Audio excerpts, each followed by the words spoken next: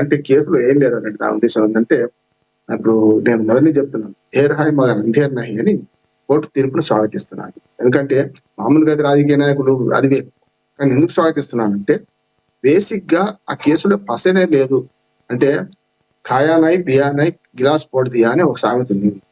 అదే there high Magar అంధేర్ నహి అని కూడా ఉర్దూలో సామెత ఉంది. ఏమంటే ఆలస్యమైన న్యాయం. రెండు రాజకీయ పార్టీలు కొంచెం తనతో వ్యవహరిస్తాయి, వాళ్ళు అనుకూలంగా మాట్లాడతారు. కానీ మనం జనరల్ గా కోర్టు తీర్పుని ఎట్లా చేయవచ్చు అంటే, ఒకటి ఆ కేసులో ఏముంది ఏం లేదని తేల్చే క్రమంలో అన్ని తప్పుడు కేసులు పెట్టారు. చివరికి ఈ కేసులో ఏమీ లేదని తేలింది, మీరు అవసరమైతే మీ మీదనే కేసు ఎందుకు పెట్టకూడదని సిబిఐ వాళ్ళు అడిగింది కదా. ఇది చాలా కీలకమైన అంశం. కానీ రాజకీయ పార్టీలు హర్షం వ్యక్తం చేస్తాం అంటే వాడికి ఇష్టం లేకపోవచ్చు. కానీ ఈ కేసులో ఏమీ పసి లేకుండా అందరిని ఇరికించారు. ఇందులో ఏముంది కనుక కొండందవి ఇలకనైనా పట్టారా, మీరు చార్జ్ షీట్ వేసిన తర్వాత కూడా అందులో ఏమి లేదు కదా అని చెప్పి రావుసేని కోర్టు, నేను జడ్జి ఎవరికి పేరు కూడా మనం చెప్పొద్దు అంటున్నాను, పేరు వెల్లడిస్తున్నాను కానీ పేరు కూడా అవసరం లేదు. ఎందుకంటే రేపు తీర్పు అనుకూలంగా వస్తే ఒక మాట, తీర్పు వ్యతిరేకంగా వస్తే ఒక మాట మాట్లాడే ప్రయత్నం ఉన్నది కనుక అది నేను తీర్పు ఎవరిచ్చినా నేను రావుసేని కోర్టు, అది స్థానిక మనం ఏమంటారంటే సిబిఐ కోర్టు, సిబిఐ క్షేత్రస్థాయి కోర్టు ఆ తీర్పును ఆహ్వానిస్తున్నాను. ఎందుకంటే చూస్తున్నాం అంటే సిబిఐని ఈడీలను ఇప్పుడు కాదు, అప్పుడు కాంగ్రెస్ ప్రభుత్వంలో ఇప్పుడు బీజేపీ కూడా రెండు కూడా తమ పెంపుడు కుక్కర్లాగా, పెంపుడు చిలకల్లాగా, అంటే కొంచెం చిన్న పదం అవుతుంది, పెంపుడు కుక్కర్లాగా సందర్భాలు ఉన్నాయి కాక వాడుకున్న సందర్భం చూసాం. గతంలో సిబిఐని ఇదే కాంగ్రెస్ పార్టీ అధికారం ఉన్నప్పుడు బీజేపీ ఏమన్నది, కాంగ్రెస్ బ్యూరో ఆఫ్ ఇన్వెస్టిగేషన్ అన్నది సిబిఐ. ఇప్పుడు బీజేపీ బ్యూరో ఆఫ్ ఇన్వెస్టిగేషన్ మారిపోయిందంటే ప్రభుత్వం ఎవరంటే వాళ్ళకు ఊడిగం చేస్తుంది ఈ కోర్టులు చూస్తున్నాం. ఈ దశలో చూస్తే మనకు అర్థమవుతుంది ఏంటంటే, ఈ కేసులో కూలంకషంగా అన్ని బాధలు ఉన్న తర్వాతనే కేసులో ఏమీ లేదని 23 మందికి క్లీన్ చిట్ తెచ్చుకుంటూ అసలు కేసులో ఏం లేదని చెప్పి ఉల్టా నివేదించి అని నేను కూడా అంటున్నాను. నిజంగా అడ్వకేట్ గా ఇప్పుడు ఎవరైతే వీళ్ళ విలువైన జీవితాన్ని, కేజ్రీవాల్ గారు నెలల తరబడి జైల్లో ఉన్నారు, సంవత్సరాల తరబడి, కవిత ఉన్నది, సిసోడే ఉన్నారు, వాళ్ళ మంత్రివర్గం చాలా మంది మంత్రులు ఉన్నారు, లేకుంటే ముఖ్య నాయకులు ఉన్నారు, వీళ్ళందరి జీవితాన్ని ఎవరు తిరిగిస్తారంటున్నాను. చాలా రకరకాల ఖననం చేసిన వాళ్ళు ఉన్నారు.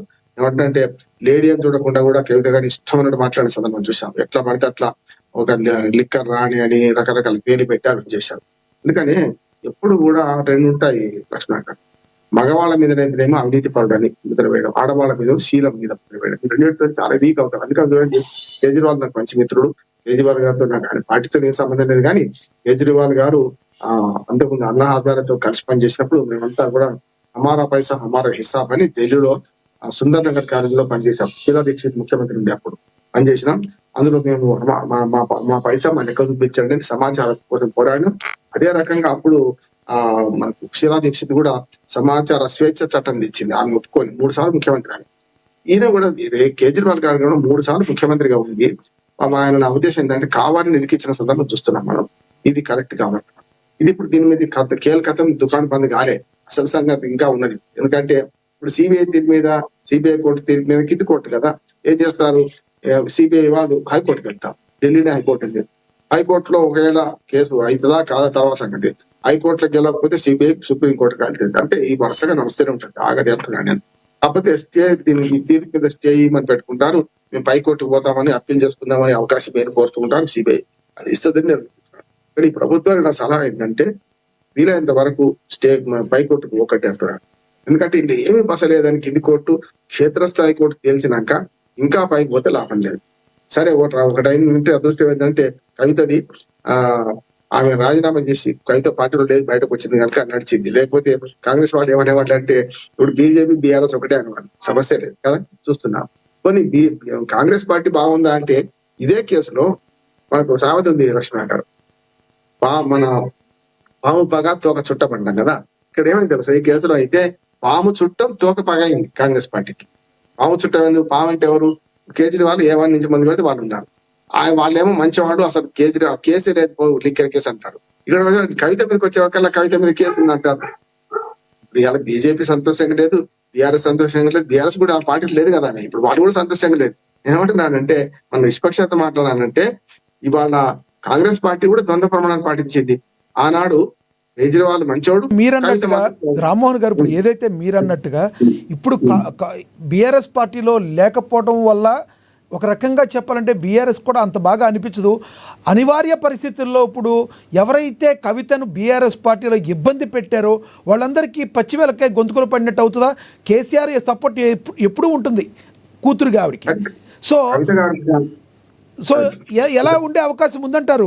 కేసీఆర్ రియాక్షన్ ఏ విధంగా ఉండే అవకాశం ఉందంటారు? మళ్ళీ పార్టీలోకి బ్యాక్ వెళ్ళే అవకాశం ఉందంటారా? దాన్ని వేరు కానీ ఇప్పుడు కేసీఆర్ కానీ వర్ణిస్తాను అంటే విటంజలు పోతే మాట్లాడలేదని ఆవుతున్నాను కదా. ఎవరికైనా ఆయనే విటంజలు పోతే సంతోషం ఉంటాడు వాళ్ళ తండ్రి తప్పు కాదా అని అన్నాడు. ఇప్పుడు చాలా అడగంగా ఇప్పుడు కూడా కవిత కూడా తప్పు చేస్తున్నారు. కవిత ఏమంటుంది, మా తల్లితో మాట్లాడినా చూస్తున్నా, తల్లితో మాట్లాడి ఇప్పుడు తల్లితోనే ఫోన్ మాట్లాడి ఆశీర్వాదం చేస్తున్నా. తండ్రి అన్న మరి అన్న మన శత్రువు అయితే కానీ ఇక్కడ కూడా అదే కవిత కూడా బాగా తోక చుట్టం అన్నట్టు. ఇప్పుడేమో బాగా చుట్టమైతే తోక పడిపోతుంది. తల్లి మంచోళ్ళు, ఆమెకు మనకు అన్నాను వీటి మంచోళ్ళు కదా, అందరూ వయసు కదా. అందుకనే నా కుటుంబము నా జాగ్రత్త కుటుంబం అంటుంది. సన్నాయి నొప్పులు వద్దంటుంది. కవిత కూడా చెడు సంతోషాన్ని కుటుంబ సభ్యులు మంచుకోండి, పార్టీ వారితో మంచుకోండి. బీఆర్ఎస్ పార్టీ వాళ్ళందరూ పోలేదా ఆమె దగ్గరికి? అక్కడ ఏది పరామర్శకు పోలేదా? సత్యవతి రాథోడ్, సబితా ఇంద్రారెడ్డి, కేటీఆర్, హరీష్ రావు, ఎవరు పోయి చెప్పండి, అంతా పోయింది కదా. అంటే ఇప్పుడు ఏంటంటే పగ అయింది కనుక ఇప్పుడు వాటి సంతోషాన్ని కూడా పంచుకునే వీలు లేదు. అందుకని ఒక టైం అయింది. ఆమెకు ఒక డిసడ్వాంటేజ్ ఉంది మన దాకా. ఏంటంటే బీఆర్ఎస్ బీజేపీ ఒకటే అనే విమర్శలు ఎదుర్కొని చూసిండ్రా, వాళ్ళిద్దరు ఇప్పుడు కలిసిండ్రు అని కాంగ్రెస్ పార్టీకి అవకాశం ఉంటుండే. ఇప్పుడు ఆమె ఆ పార్టీకి లేదు కదా. ఇప్పుడు వాళ్ళిద్దరు కలిసిందని మేము లేదు కదా ఇక్కడ.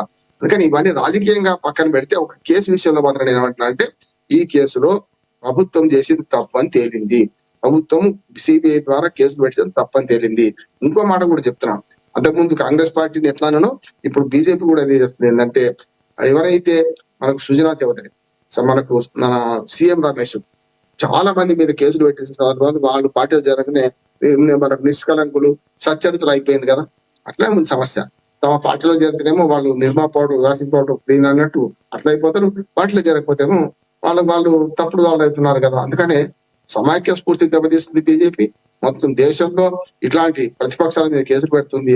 ఇందులో కాంగ్రెస్ పార్టీ కూడా ద్వంద్వ ప్రమాణాలు పాటించదు అంటున్నాను. బీజేపీ తప్పు చేస్తే తప్పని, కానీ మీ దానిలో కూడా కూటమిలో లేని పార్టీల వైపు ఒకవైపు, కూటమిలో ఉన్న పార్టీ వైపు వరకు మాట్లాడుతున్నారు. అప్పుడు కూడా కేజ్రీవాల్ సమర్థించింది ఎందుకు కాంగ్రెస్ పార్టీ అంటే, ఆనాడు కూడా అప్పటికి ఆయన కేజ్రీవాల్ వ్యతిరేకం కాలేదు, హర్యానా ఎన్నికలు రాలేదు కనుక కేజ్రీవాల్ పంచాడు. అంటే అసలు కేజ్రీవాల్ మూలమే ఆయన అంటుంటే ముఖ్యమంత్రి ఆయన ఉందంటే ఆయన మంచివాడు ఎట్లంటారు అలా ఏ20 ఉన్న కవిత ఎంత పెట్టింది. అందుకని ఈ రెండు రాజకీయ పార్టీలు కూడా ప్రజలకు అన్యాయం చేస్తున్నాయి. ఇక్కడికి వచ్చే కల్లా తీర్పుడు స్వాగతిద్దాం. తీర్పు మీద ఇప్పటికీ కేంద్ర ప్రభుత్వం సలహా ఏంటంటే సిబిఐ ద్వారా అప్పీలు పోకండి, ఇంకా పరువు తీసుకోకండి అంటే ఇంత. రైట్ సార్, నేను మళ్ళీ మాట్లాడతాం మీతో. మనం రాజమౌళి గారితో మాట్లాడదాం, రాజకీయ విశ్లేషకులు. రాజమౌళి గారు నమస్తే.